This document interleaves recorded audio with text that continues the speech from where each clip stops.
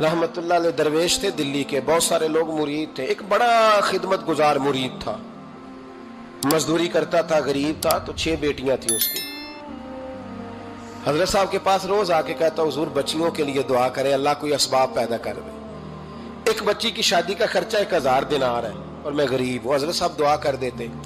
خانقاہ شریف کے تھوڑے ہی فاصلے پر حضرت جہاں بیٹھ کے مریدوں کی تربیت کرتے تھے، اس سے تھوڑا ہی فاصلے پر نا ایک عیسائی رہتا تھا، بڑا مالدار تھا، بڑی سارے اونٹ، گائیں، بھیڑ، بکریاں رکھی ہوئی تھی، اور حضرت شرف الدین رحمت اللہ علیہ کی بڑی مخالفت کرتا تھا۔ اور یہ جو آپ کا غریب مرید تھا یہ اس کا پڑوسی تھا، ایک دن بلا کے نا ان کو کہنے لگا کہ تو کدھر جا کے جو ہے وہ ٹکرے مار رہا ہے، وہاں سے کچھ نہیں ملنے والا، وہ تجھے کیا دیں گے جن کی خانقاہ خود چندے پہ چلتی ہے، مدرسہ چندے پہ چلتا ہے، مسجد چندے پہ چلتی ہے، تیری بیٹی کا معاملہ کہاں حل ہوگا؟ تو اس درویش نے کہا کہ تو میرے پیر کو نہیں جانتا، تو مجھے میرا محبوب نہیں ڈٹھا، تو پتہ نہیں نا، تو اس رستے کا مسافر نہیں، تو نہیں جانتا، ان کا بس چلے نا تو وہ ہر قیمت میں میری بیٹیوں کی شادی کرا دیں۔ اب وہ عیسائی تھا، کہنے لگا اچھا چلو ٹھیک ہے، اگر اتنی بات ہے نا تو جاؤ ان سے جا کے کہہ دو کہ 6 سال کے لیے میرے ساتھ معاہدہ کر لیں، وہ میرے جانوروں کو چارہ ڈال دیا کرے، 6 سال ڈیوٹی کرے، میں 6000 دینار دے دیتا ہوں۔ وہ میرے ساتھ 6 سال میرے جانوروں کو چارہ ڈالے، رکھتے ہیں نا آپ چارہ ڈالنے کے لیے ایڈوانس پیسے دے کے، اب تو لوگ انہیں بھی غلام ہی بنا لیتے ہیں، بڑی تھوڑی تنخواہ دیتے ہیں، ظلم کرتے ہیں، پورا معاوضہ نہیں دیتے۔ حضرت شیخ شرف الدین کے بارے میں وہ کہنے لگا جب اپنے پیر سے جا کے کہہ کہ میرے جانوروں کو 6 سال چارہ ڈالے، میں 6000 دے دیتا ہوں، تو جو کہتا ہے ہر قیمت پہ جانے کو تیار ہے۔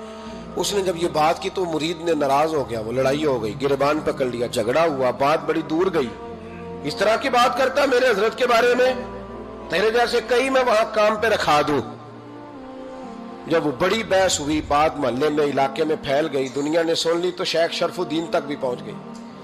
اس طرح جھگڑا ہوا ہے، لوگ سو گئے عشاء کی نماز کے بعد۔ حضرت صاحب نے نا سر پہ کپڑا لیا، اس عیسائی کے دروازے پہ دستک دی، وہ باہر آیا، فرمانے لگے لوگ تو سوچ سمجھ کے ملازم رکھتے ہیں، تو نے بھی تو سوچ ہی لیا ہوگا تبھی تو مجھے آفر کی ہے، تو اپنی آفر پہ قائم ہے، واقعی مجھے رکھ لے گا اور 6000 دینار دے دے گا؟ کہنے لگا جا بابا کام کر اپنا۔ فرمایا نہیں، تو نے اتنے لوگوں میں بات کی، اتنی بحث ہوئی، تو قائم ہے؟ کہنے لگا میں تو قائم ہوں پر آپ نے نہیں قائم رہنا۔ فرمایا میں سوچ سمجھ کے آیا ہوں۔ اس نے کہا آپ ڈیوٹی کریں گے، بحثوں کو چارہ ڈالیں گے؟ فرمایا ایک شرط، بس جب اذان ہو جائے نا تو مجھے رب کی نماز پڑھنے کی اجازت دے دینا، باقی صبح و شام جو تو کہے گا۔ اگر اس غریب کی بیٹیاں بیائی جائیں تو مجھے اور کیا چاہیے، اس کی 6 بیٹیوں کا بوجھ ہے اس کے سر پہ، تو مجھے رکھ لے۔ اللہ اکبر۔ وہ کہنے لگا چلے پہ میرے ساتھ خط بندگی کر لیں، آج کل ہم اسٹام کرتے ہیں، اس زمانے میں خط بندگی ہوتا تھا، غلامی کا خط، قاضی شہر کے پاس، یعنی اس کا خیال تھا کہ چلو اسٹام کی بات کروں گا تو بھاگ جائیں گے۔ فرمایا چل میں تیار ہوں۔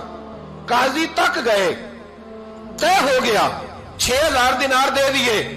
حضرت نے مرید کو بلایا، فرمایا پتر یہ لے جا، جا میری بیٹیوں کو روانہ کر دے۔ کہنے لگا حضور یہ کیا کر رہے ہو آپ، کچھ سوچیں۔ فرمایا یار جب تجھے بیٹا بنا لیا تو پھر میری پوتیاں تو لگتی ہیں نا، میرا حق تو بنتا ہے نا، جا کے ڈیوٹی کر، ان کو بیاہ دے۔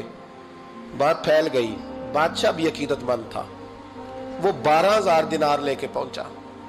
کیا بتاؤں ان رب کے بندوں کا دل کیسا ہوتا ہے، کیا درد ہوتا ہے، کیا رنگ۔ 12000 دینار لے کے بادشاہ آیا اور آ کے حضرت کو پیش کیے کہ حضور آپ دیں اس عیسائی کو ڈبل دیں اور جائیں کام کریں۔ آپ فرمانے لگے تو پیسے دے، شرطیں نہ لگا، میرا جہاں دل کرے گا میں خرچ کروں گا، مجھے تو مزہ ہی اب آنے لگا ہے، ابھی تو لطف آ رہا ہے، ابھی تو ذائقہ آیا ہے کچھ کرنے کا، پیسے دینے ہیں تو دے، پابندی نہ لگا، جہاں میرا دل کرے گا میں۔ اس نے کہا حضور ٹھیک ہے رکھ لیں۔ حضرت نے فجر مسجد میں پڑھی، جیب میں 12000 دینار تھے، اعلان فرمایا بھی کسی اور کی بیٹی بھی بیٹھی ہے تو پیسے میرے پاس ہیں۔ وہ 12000 دینار بھی بانٹ دیا، اور 12000 دینار بانٹ کے نا تو پھر چلے گئے کھیت میں چارہ کاٹنے۔ اس عیسائی کو کسی نے بتلایا کہ ان کے پاس تو 12000 آیا ہے پر تجھ سے جان نہیں چھڑائی انہوں نے، کہ وعدہ یہ ہوا تھا کہ 6 دیں گے تو جائیں گے، جب تک دیں گے نہیں تیرے گھر میں کام کریں گے۔ وہ نا چارہ کاٹ رہے تھے، حضرت صاحب تو وہاں پہنچ گیا، دور جا کے کھڑا ہو گیا، کہنے لگا بابا پہلے تو میں نے مسلمانوں کے اخلاق سنے تھے، اب تو میں نے دیکھ بھی لیے، پر یہ بتا جب 12,000 آیا تھا جان کیوں نہیں چھڑائی؟ تو حضرت چارہ کاٹتے کاٹتے رو پڑے، فرمانے لگے تو نہیں نہ جانتا یہ بیٹیاں سانجی ہوتی ہیں، پتہ نہیں نا؟ میرے رسول پاک نے تو حاتم تائی کی بیٹی کے سر پہ کپڑا رکھ کے کہا تھا بیٹیاں برابر ہوتی ہیں، تو یہ نہیں پتا جب اس کی 6 بیٹیوں کی شادی ہوئی ہے میرے اندر روحانیت کتنی بڑی ہے۔ فرمایا پھر 12,000 آیا ہے تو 2-4 بچیاں پھر گئی ہیں، تو یہ نہیں پتا میں اندر سے راضی کتنا ہوں، میں تیری نوکری کرتا رہوں گا، پتہ نہیں اللہ کتنی بیٹیوں کو بیاہ دے گا۔ اتنا رویا وہ عیسائی کے پیروں میں بیٹھ گیا، کہنے لگا بابا میں نے تیری مخالفت کی ہے پر تیرے قریب آ کے پتہ چلا ہے کہ تو بہت اونچے اخلاق کا مالک ہے، اور اگر تیرا یہ مقام ہے تو تجھے اخلاق سکھانے والے محمد عربی کی شان کتنی ہوگی۔ ظالم کی بولیے جاتے نہیں لوگ جھوٹے گواہ بن کے، وکیل صاحب کو نہیں پتا ہوتا کہ یہ بندہ مجرم ہے جو میرے پاس آیا، کیا مجرموں کے وکیل نہیں ہوتے؟ بولے تو اس کو پتہ نہیں ہوتا وکیل صاحب کو کہ یہ صاحب مجرم ہے، میرے پاس مقدمہ لے کے آئے، اور اگر بے ادبی نہ ہو جائے تو میرا خیال ہے قاضی عدالت کو بھی پتا ہوتا ہے کہ مجرم کون ہے اور مظلوم۔ میرے نبی پاک صلی اللہ علیہ وسلم نے اس قدر زیادہ سختی فرمائی اس مسئلے میں، فرمایا جس کو پتا تھا کہ فلاں آدمی ظالم ہے، ظلم کر رہا، پھر وہ ظالم کا گواہ بنا یا اس نے ظالم کی مدد کی، کتنی کی؟ شارحین لکھتے ہیں چاہے اس نے ایک جملہ بول کے کی، چاہے ایک، سارے بولیے، چاہے ایک غریب کو اس نے ظلم کیا تو کہتے ہیں علاج یہ سی، چاہے ایک جملہ بول کے کی، شارحین اس حدیث کی شرح میں لکھتے ہیں ایک جملہ بول کے چاہے مدد کی، جس بندے نے کسی ظالم کی مدد کی کسی مقدمے میں یا کسی صورت میں اور اسے پتا تھا یہ ظالم ہے، میرے نبی پاک صلی اللہ تعالیٰ علیہ وسلم فرماتے ہیں اگر اس نے مدد کی، ابھی ظالم کی بات نہیں ہو رہی، ظالم کے مددگار کی بات ہو رہی، اگر کسی نے ظالم کی مدد کی تو حضور فرماتے ہیں خدا بھی اس سے بری و ذمہ ہے، رسول بھی اس سے بری و ذمہ ہے۔ سنبھال کے رکھے اپنی نمازیں، قربانیاں، حج، زکوٰۃ سنبھال کے رکھے۔ اگر ظالموں کا مددگار ہے، الیکشن آ لینے دے، آپ کو نظر آ جائے گا کون کون ظالموں کا مددگار ہے، نظر آ جائے گا۔ اپنی جیب سے لوگ پیسے دے کے ظالموں کی مدد کریں گے، ان کے فلیکس چھپوائیں گے، بورڈ لگوائیں گے، جیبوں سے پیسے دے کے۔ ہم نے خود آگ لگائی ہے چمن میں اپنے، بے سبب گردشی ایام کو الزام نہ دو، ہم نے خود نور کا ظلمت سے کیا ہے سودا، کر کے توہین سحر شام کو الزام نہ دو۔ ظالموں کے مددگار میدان میں آ گئے، یہ چھوٹا لفظ نہیں، میرے حبیب پاک صلی اللہ علیہ وسلم نے فرمایا جو ظالم کا مددگار ہے سن لے جو سجن کے ساتھ کچہری جاتا ہے، وہ یاد رکھے جو دوست کا گواہ بنتا ہے، وہ یاد رکھے جو کہتا ہے میں مانگی گیا تھا، مجھے بلایا گیا تھا قبضہ چھڑانے کے لیے کسی غریب بیوہ کی جائیداد پہ، کب وہ سن لے تو مدد کر کے نہیں آیا، تو خدا کے ذمے سے نکل گیا ہے۔ رسول پاک نے فرمایا تیرا میرا تعلق ختم ہو گیا، تو ظالم کا مددگار ہو گیا، پھر تو کہتا میں بے چین ہوں، میں بے قرار ہوں، میں آزمائش کا شکار ہوں، پلٹ کے دیکھ تو صحیح تیرا گناہ کتنا بڑا ہے۔ میرے نبی پاک صلی اللہ علیہ وسلم کا ایک اور فرمان سن لیں، ابن ماجہ ابو داؤد میں موجود ہے، اس حدیث کو آپ نے یاد کر لینا ہے، کر لیں گے انشاءاللہ، سارے کہیے انشاءاللہ کر لیں گے یاد۔ حضور صلی اللہ علیہ وسلم نے فرمایا اگر تو ظالم کی مدد کرے گا نا، یہ لفظ دل کی تختی پہ لکھ لینا، یہ مکافات عمل ہے، مکافات عمل دنیا، ادھر کرو گے تو ادھر بھرو گے۔ فرمایا اگر تو کسی ظالم کی مدد کرے گا، سن لے حضور کا فرمان ہے، اگر تو ابن ماجہ ابو داؤد سیاہ میں موجود ہے، فرمایا اگر تو کسی ظالم کی مدد کرے گا تو رب تعالیٰ مرنے سے پہلے پہلے تیرے اوپر بھی ظالم کو مسلط کر دے گا، تیرے اوپر بھی ایک دفعہ ظلم ضرور ہوگا اگر تو ظالم کی، وہ کسی صورت میں بھی ہو سکتا ہے، کسی صورت میں بھی تیرا بیٹا ہی اٹھ کے ظلم کر دے گا، تو الجھ جائے گا، کسی نہ کسی جگہ تیرے لیے تباہی کا سامان ہوگا، تیرے اوپر ظلم ہوگا، اس لیے کہ تو ظالموں کا مددگار ہے۔ چاہیے یہ تھا کہ تو مظلوم کی مدد کرتا، انسانی ایمانی یقین کا فریضہ سر انجام دیتا، تو ظالموں کا مددگار ہو گیا۔ ٹٹول کے دیکھ لیں، رزلٹ نکال کے دیکھ لیں، ہمارے زمانے میں ظالموں کے مددگار زیادہ ہیں، اتنی لمبی زبانیں نکال کے ظالموں کی مدد کرتے ہیں، بڑے بڑے کالم نویس اللہ نے انہیں قدرت دی لکھنے کی، تو اپنا قلم ظالموں کی مدد میں خرچ کرتے ہیں۔ وہ لوگ جن کو اللہ تبارک و تعالیٰ نے قدرت دی، ہمت دی، طاقت دی، کچھ لوگ ان کے حلقہ احباب میں وہ اپنے لوگوں کو استعمال کر کے ظالموں کی مدد کرتے ہیں، ظالموں کی مدد کرتے ہیں۔ میرے نبی کریم سید عالم نور مجسم صلی اللہ علیہ وسلم نے فرمایا اگر تو نے ظالم کی مدد کی تو جب تک تو توبہ نہیں کرے گا رب تجھ سے ناراض ہی رہے گا۔ اللہ تجھ سے، او بھائی جس سے رب بھی ناراض ہو گیا، نہ کھانا نہ پینا نہ سونا نہ جاگنا نہ نیند، پھر تیری ہر چیز تیرے لیے آزمائش ہو جائے گی، پھر تیرا سایہ بھی تیرے لیے خوف کا سامان بنے گا، پھر زندگی جیتی جاگتی لاش بن جائے گی، تو اپنے کندھوں پر اپنی میت اٹھائے پھرے گا جب تو ظالم کا مددگار ہوگا۔ اور نبی پاک صلی اللہ علیہ وسلم نے فرمایا ظالموں کا مددگار بھی ظالم ہوتا ہے، ظالموں کا مددگار بھی، سارے بولے ظالموں کا مددگار بھی، نہیں کو نہیں، آپ سارے نہیں بولے، ایک دفعہ بولے ظالموں کا مددگار بھی، پکی بات ہے، ظالموں کا مددگار بھی۔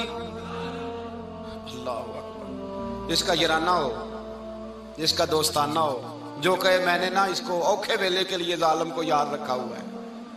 کبھی مشکل میں رکھے نہیں ہوئے لوگوں نے ظالم دوست، کہتے میں نے رکھے ہوئے ہیں، بلکہ ہمارے دیہات میں تو کہتے ہیں میں نے بازو بنائے ہوئے ہیں۔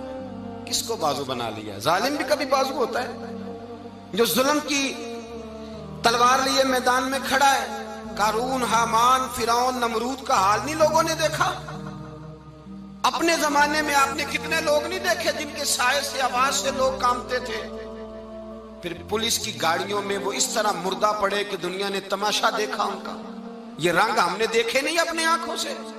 فرمایا ظالم کا مددگار بھی، جو کار میں بٹھا کے لے کے گیا وہ بھی ظالم، جس نے چائے پلائی وہ بھی، جس شخص نے کھانا کھلایا وہ بھی، جو کچہری تک ساتھ گیا وہ بھی، جس نے فلیکس کے نیچے بڑے شرابی کے نیچے چھوٹی اپنی فوٹو لگائی وہ بھی، جو ووٹ کی پرچی ڈالنے گیا وہ بھی۔ کہہ دینا باہر نکل کے کہ حضرت صاحب نے سیاسی تقریر کی ہے، کہہ دینا، پر بات تو سچی ہے نا۔ خو کرے ہم تو سے تھوڑا سا گلا بھی سن لے، خو کرے ہم تو سے تھوڑا سا بھی گلا۔ امام مالک کے پاس ایک بندہ آیا، اس نے کہا حضور میں درزی ہوں، ایک ظالم بادشاہ مجھ سے کپڑے سلواتا ہے، میں تو ظالموں کا مددگار نہیں نا۔ ایک ظالم بادشاہ مجھ سے، حضور میں تو مددگار نہیں نا ظالموں کا، جو فرمایا ظالموں کا مددگار بھی ظالم ہوتا ہے، تو کپڑے لے کے آتا ہے میں سی کے دے دیتا ہوں، ذمہ داری نہیں۔ یہ ایک آدمی دکاندار ہے، اس سے کوئی بندہ چیز خریدنے آئے گا تو تھوڑی کہے گا میں نے نہیں دینی، تو دے گا۔ کوئی بندہ اگر کسی شخص سے کوئی کام کہتا ہے جو اس کی فیلڈ ہے، اس کا شعبہ ہے، اس کا معاش کا وہ سلسلہ ہے، کہتے ہیں یا رسول اللہ صلی اللہ علیہ وسلم ظالموں کا مددگار بھی ظالم، حضور نے فرما دیا۔ تو امام مالک سے بندے نے مسئلہ پوچھا، دل کی تختی پہ لکھنے والی باتیں ہیں، کہا حضور میں درزی ہوں، ظالم کپڑے سلواتے ہیں، میں تو مددگار نہیں نا۔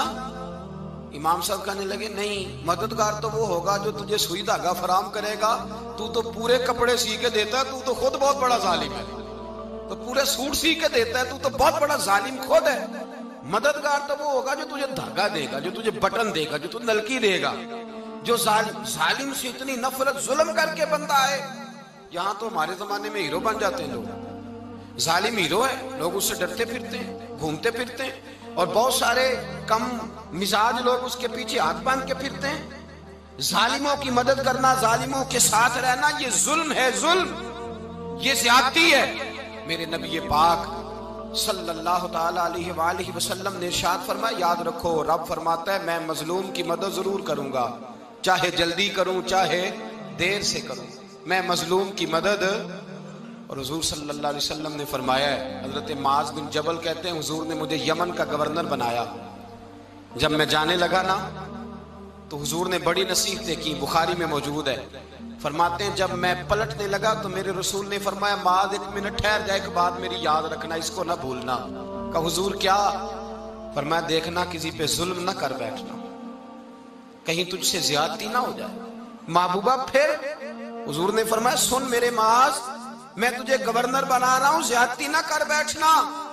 یا رسول اللہ صلی اللہ علیہ وسلم کیا ہوتا ہے؟ تو میرے کریم نے فرمایا جب مظلوم دعا کے لیے ہاتھ اٹھاتا ہے تو عرش کا مالک کہتا ہے فرشتوں پیچھے ہٹ جاؤ، عرش کا مالک کہتا ہے فرشتوں پیچھے ہٹ جاؤ۔